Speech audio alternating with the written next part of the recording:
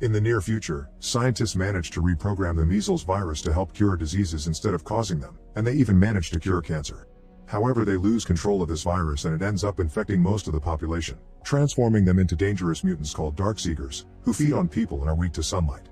3 years after the initial outbreak, New York City is a complete wasteland, to the point where the zoo animals now freely walk around the streets. The only survivor is Robert, a former army virologist that spends his days with his dog Sam.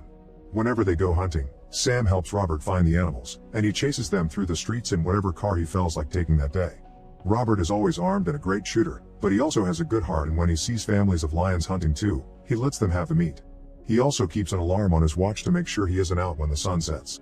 As soon as the alarm goes off, Robert rushes back to the same house he's lived in since before the outbreak, which has been fortified to the max. Robert can shut all the doors and windows, and he always makes sure to bleach the front steps so that the Darkseekers can't find his smell. Inside this house, Robert keeps a good supply of food and tapes of old newscasts that allow him to stay sane by pretending he's going through an old routine. He also listens to music, talks to Sam, and does the usual chores like bathing his dog and cooking for both of them. No matter how much he tries to distract himself though, his dark memories always crawl back. When night falls, he hides in the tub with Sam and some firearms, and the sound of the Darkseekers outside makes him think of his family. When the outbreak happened, the government decided to seal off the island, since it was ground zero. Panic took over the streets as people tried to escape in hordes. Robert rushed to pick up his wife Zoe, their daughter Marley, and Sam, who was still a puppy back then. He wanted them to leave the island to stay with a relative, and Zoe got angry when she realized Robert wasn't coming with them because he wanted to stay to analyze the virus and find a cure. This triggered an argument between them that almost made Robert crash the car. Robert hasn't given up on the idea of a cure even in the present. Every morning after exercising with Sam, he goes to the lab in his basement to keep track of his experiments. Sam isn't allowed down there because she could get infected, but Robert is fine because he's immune. In the lab, there's a bunch of caged rats carrying the virus, and Robert has been trying the different serums he's made on them. All of them failed until one morning, Robert discovers one of the rats is actually getting better. Now he can move on to the next step of the trial, but he'll need a human for that. Afterward, Robert and Sam visit the video store, where Robert has put up a bunch of mannequins as part of trying to keep the illusion of a normal routine. He talks to them as if they were old friends and always brings back the movies he takes before choosing another one. He also pretends one of the mannequins is trying to flirt with him. Robert promises Sam that one day he'll flirt back. Next, the pair visits the parks where Robert is growing vegetables to take some with him. They also keep a map of all the houses they've already visited and choose a new one to do each day. This allows them to find new supplies of food, although the things they find the most of are medicine and cleaning products left behind by the fight against the outbreak. Sometimes Robert also finds really depressing signs of the people that used to live there, like the bodies themselves, or even nurseries that never got to be used. After picking up gas for the car, Robert proceeds with the last part of his routine, which consists of going to the South Street Seaport to broadcast a recording that invites any survivors to meet him there. While he waits, he keeps himself entertained in different ways, like playing golf on top of the Air Force's planes. One afternoon, Sam notices a deer running around, so she and Robert begin chasing it through the streets. The deer panics when it comes across a blocked road and enters an old dark building. Sam follows it inside, which makes Robert nervous because such a dark place could be the perfect nest for Darkseekers. Since Sam won't come out when she's called, Robert has to enter as well, and he tries to be as quiet as possible not to give away his presence. There are some terrifying noises that suddenly scare Robert, but he refuses to leave without Sam, so he takes a moment to gather courage and cover his flashlight with his hand before going deeper inside. He follows a trail of blood upstairs that takes him to a body behind some furniture. For a moment Robert fears the worst until he realizes it's not Sam, it's the deer. As he continues his search, Robert finds a bunch of Darkseekers standing near a wall. Thankfully he reacts fast and steps back, keeping his flashlight away from them. Robert turns around and finally finds Sam hiding under a desk, refusing to come out because there's something that scares her. At that moment, a Darkseeker jumps on Robert from behind. Robert immediately shoots him before running away with Sam, telling the dog to take a different corridor when the other Darkseekers begin chasing him. With a plan in mind, Robert runs to the window and jumps right when the Darkseekers catch up to him. This causes the sunlight to kill the two monsters that fall with him on the ground and keeps the others inside. After reuniting with Sam, Robert prepares a special trap using a truck on a bridge and some old canvas that puts down at the building's entrance. He tells Sam not to follow him for this one to avoid infection. Then he takes some of his own blood and drops it on top of the canvas. As soon as a Darkseeker comes closer to feed on the blood, the trap activates, making the truck fall and drag the Darkseekers out inside the canvas. A second Darkseeker, considered the alpha of the group, peeks out of the building to roar at Robert with clear fury, only to quickly go back when the sunlight begins burning him. Moments later, Robert has the female Darkseeker he caught in his lab, strapping her to the table in order to test the cure he's been developing. He first uses UV light to confirm she's infected with the virus, and he discovers she's got a butterfly tattoo. Robert begins by injecting the serum he's created from the rat that did well, and after a few seconds of nothing, the Darkseeker suddenly begins screaming and struggling against her shackles. After a moment of panic, the Darkseeker passes out, and all her vital signs go to zero on the monitor.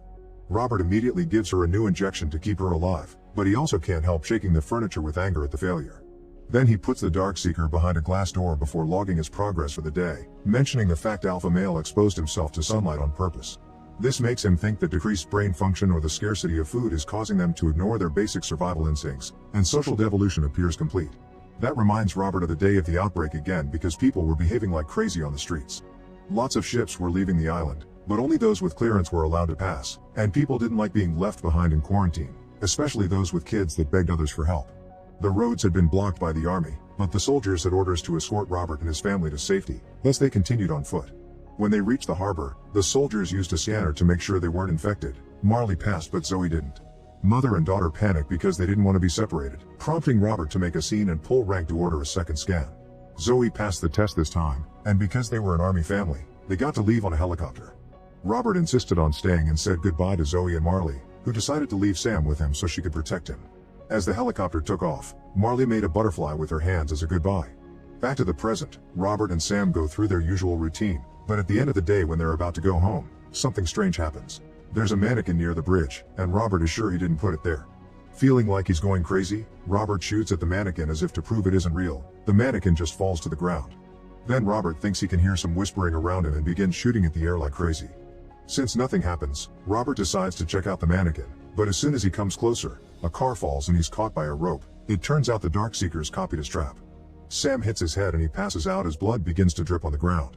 Moments later, Robert wakes up when his watch's alarm goes off. Sam is still there, and the sun is about to set, so Robert uses a knife to cut off the rope. When he falls to the ground, he hurts his leg, and now he has to drag his body through the ground to leave.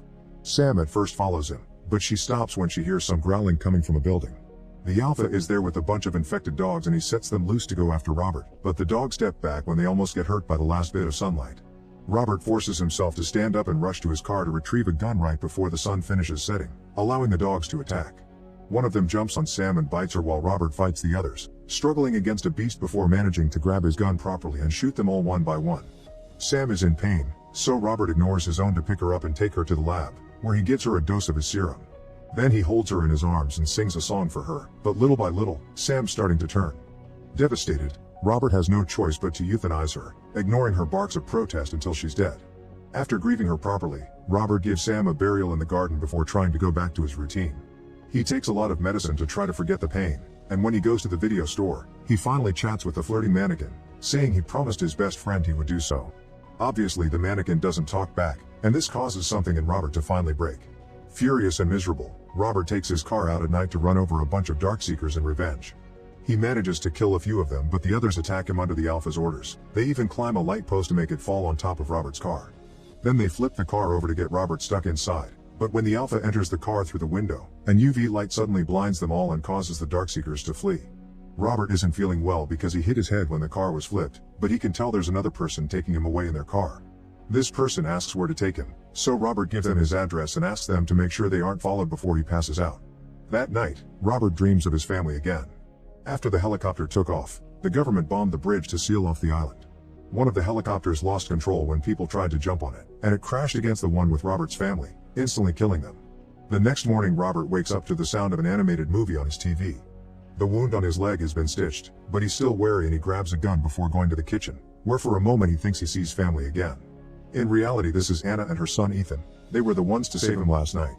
Anna has made breakfast, so Robert puts down the gun and sits with them, hearing Anna's story. They come from Maryland, and they stopped by the harbor when they heard Robert's message. They're making their way to Vermont because there's a safe zone full of survivors in the mountains, where the cold should keep the virus away. Robert refuses to believe it and tells Anna that everyone's dead as he tosses his plate to the ground with anger. Realizing how close he is to losing it, Robert goes upstairs to have a minute alone. Once he's calmed down, he joins the others again and takes the chance to quote the movie to prove to Ethan that he means no harm. Robert confesses he loves that film, and it's quite obvious he identifies with the ogre because he also has no friends. Once Robert thanks Anna for the rescue, they have a little chat. Anna explains she had been on a Red Cross evacuation ship out of San Paulo, but those boats weren't made to be permanent. When the Navy fell apart, Anna's group returned to the shore to search for supplies, and someone stole their boat. 5 people in her team were immune, but they were killed by the Darkseekers. She still intends to go to Vermont, but Robert refuses to go with her, explaining he wants to stay at Ground Zero and work on a cure. Later, they go to check the area where they found Robert last night, and he checks the trap, noticing it was made from the tools they took from his own trap. Robert doesn't want to believe the Darkseekers did this because they aren't supposed to have higher brain function, meaning they shouldn't be able to plan, hate, or love. Anna thinks the Darkseekers could possibly be evolving. Afterward, they take Ethan to have some fun in a fountain, and when Robert hears Ethan complain about the cold water, he gets an idea. The trio returns to the house, where Robert puts the female Darkseeker on top of lots of ice, thinking that changing her body temperature may help the serum work better. Anna looks around the lab and discovers a bunch of pictures that show Robert has tested many versions of the serum on humans before, but they never worked. Afterward, Anna finds Ethan fell asleep on the couch, so Robert offers to take him to his daughter's old bed. Anna finds the pictures of Robert's family and he tells her a bit about them, explaining his daughter was named after Bob Marley, who Anna never heard of before. Robert can't believe this and immediately plays his favorite CD for her, confessing Bob Marley was his inspiration because he kept on singing even after he was shot at his own home. When night falls, Robert seals all the windows, and again Anna tries to convince him to come with them. Robert wonders how she can be so sure there's a colony, and when Anna says God told her, Robert finally snaps.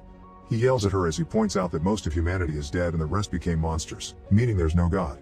Their conversation is suddenly interrupted when they hear some noises outside. It turns out the Darkseekers follow the smell of the blood he dripped last night and they're now here. Anna rushes to get Ethan while Robert turns on the lights that he installed outside, but the Darkseekers just jump on them and destroy them. Next, Robert activates a bunch of explosives he buried just in case, killing the first horde. Afterward, Robert goes upstairs to look for Anna, only to suddenly be jumped on by the Alpha. The two of them begin to fight and Robert uses a screwdriver he finds on the floor to attack him, but the Alpha barely feels any pain and throws Robert back downstairs. Robert uses the chance to steal a weapon he hid among the umbrellas, and when the Alpha dodges the shots to hide in another room, Robert shoots a gas canister to cause an explosion. The Alpha runs upstairs again, and Robert follows him with open fire until he sees the Alpha jump out of the window. Afterward, he goes looking for Anna and Ethan, finding them hidden under some furniture while a Darkseeker destroys the ceiling of that room. There's a gun on a table nearby, so Robert rushes in, grabs the gun, and shoots at the monster right as he turns to attack him.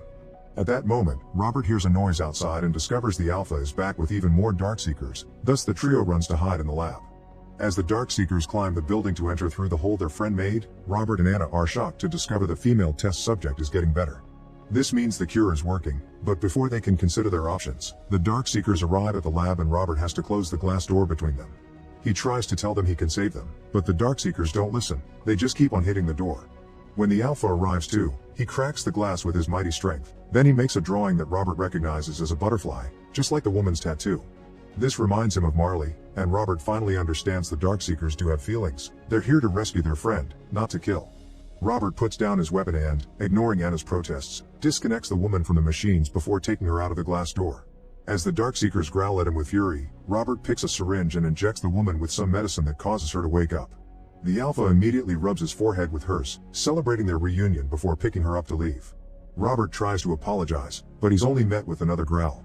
Now that Robert understands the city belongs to the Darkseekers society, he accepts to leave with Anna and Ethan.